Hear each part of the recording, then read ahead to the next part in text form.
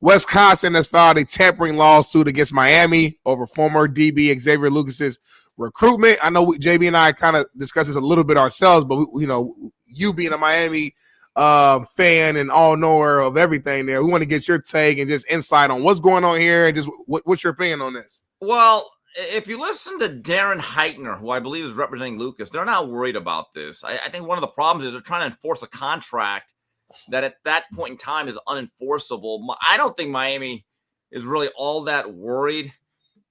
And my biggest takeaway is, hey, next time Miami has a Xavier Lucas in their backyard, he never goes to Wisconsin. Miami on their end has to do a better job of player evaluation and then actually get him, because Xavier Lucas would have come in very handy last year, that secondary. But in terms of what's going to happen, when I'm in Hard Rock Stadium, Labor Day weekend, that Sunday night, I will be there. I'm really looking forward to it. Xavier Lucas will be one of my starting cornerbacks. I think that's the real story there. But the people that know the legalities of all this, they're not overly concerned. Let's just put it that way.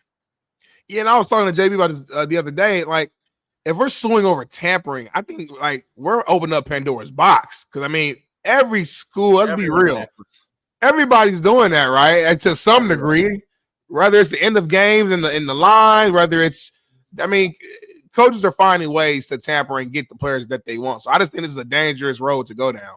We've already opened Pandora's. Yeah, it's the old saying from Charlie Francis, the track coach of Ben Johnson. It said the reality of world-class track and field, or really athletics, he goes, it's a level playing field, just not the one you think it's on. Yeah, it's already been open, Smitty, in my opinion. This is just, like I said, the guy's a pussy, and I have no respect for the guy. By the way, folks, he's talking about Fickell, not Xavier Lucas. Yeah, be clear. Yeah, I have personal first-hand knowledge, so this guy's a fucking clown. He's an absolute joke. He's a liar. He's a shady fuck. Everything he does, and he knows I'll say it to his fucking face again when I boot his ass out of my office. He's facing some heat. It's early on in his Wisconsin run, year 3, and he had a really good run at Cincinnati. He made the playoffs, got a lot of guys drafted that last year. But here's the interesting thing. I thought it would be a good fit because, hey, it's Wisconsin, stable program, but there's already some restlessness there. And I thought it was really interesting last season when he brought in Longo to run like a run and shoot spread. And I go, that's not what Wisconsin does. And I know that Tyler Van Dyke got hurt early. Coach, Fickell needs to put on a year where there is significant progress, or I think there's going to be some pressure on him in Wisconsin. I don't think their schedule is going to allow it. I hope he fucking plummets. I hope he gets fucking buried. Phil Longo's a great friend of mine. He I never understood the hire because that's oil and water right there. Those two are oil and water as far as personalities, as far as philosophies, as far as all that goes, and that's probably why it didn't work out. And they are in addition to the Big Ten schedule, I believe they are going to Tuscaloosa, and this year they are not going to play in Madison. Yeah. And he has something to. I think he has the most pressure in football. Alabama. Deboer needs to make the playoffs. Yeah. But to be fair, he went 9-4. It's not like they went 5-7. The problem is two of those losses. One of them was to Vanderbilt, so that felt like 5 losses.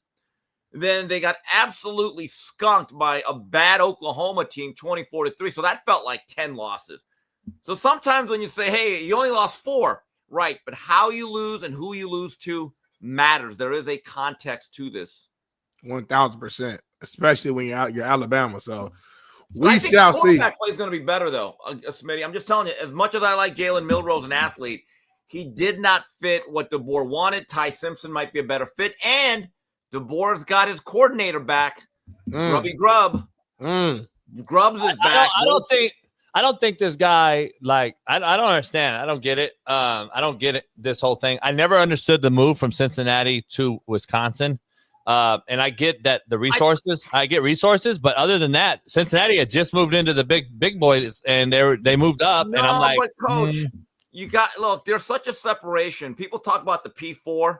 There's really the Big 2 and the ACC Big 12. And I don't know how do you sustain what happened at Cincinnati for when they made that playoff run? The reality is now with the NIL and the transfer portal now just together, right?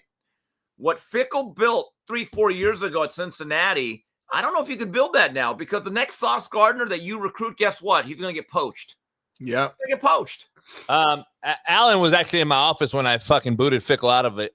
So he kind of knows what's going on. Alan's coaching now, but he wants to know what your take is on, and he does, previews on a lot of things. I'll tell you off air, but what is your take on Carson Beck? Alan wants to know. I think Beck will be solid. Look, Beck will not be Cam Ward. That's fine. What he needs to be is the Carson Beck of 2023. People do not realize he was within a smidge of throwing for 4,000 yards. People do not, even last year, he still threw for 3,400. Okay, if you look at his actual numbers, they weren't bad. It's that Florida game, though, that me and you watch, Coach, just concerns me. Some of the throws he made in the middle of the field, if I was Shannon Dawson, I'd put on those plays. I'd explain what happened. I need to know what happened. But there's another factor.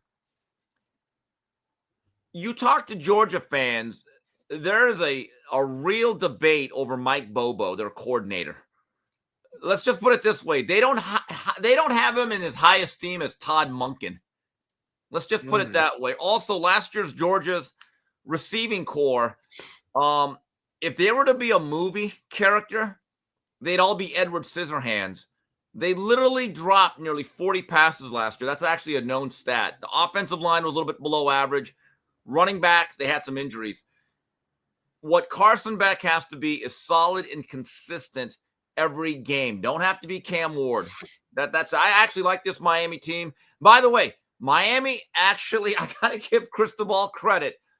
We recruited maybe the best wide receiver on the West Coast and certainly in Southern California. Vance Stafford runs a 4.3 as a white guy. So that is not deceptive speed. That's just speed. Vance Stafford out of Mission Viejo. I like this. This is one that actually has me a little bit excited. He has an ability to hit home runs. Is he full white? He's white. He's milky white. 4'3"? He's so white he could be aspirin. He might be the fastest white person in America. Okay. Laser time, Smitty. Laser time. Laser. Oh, yeah.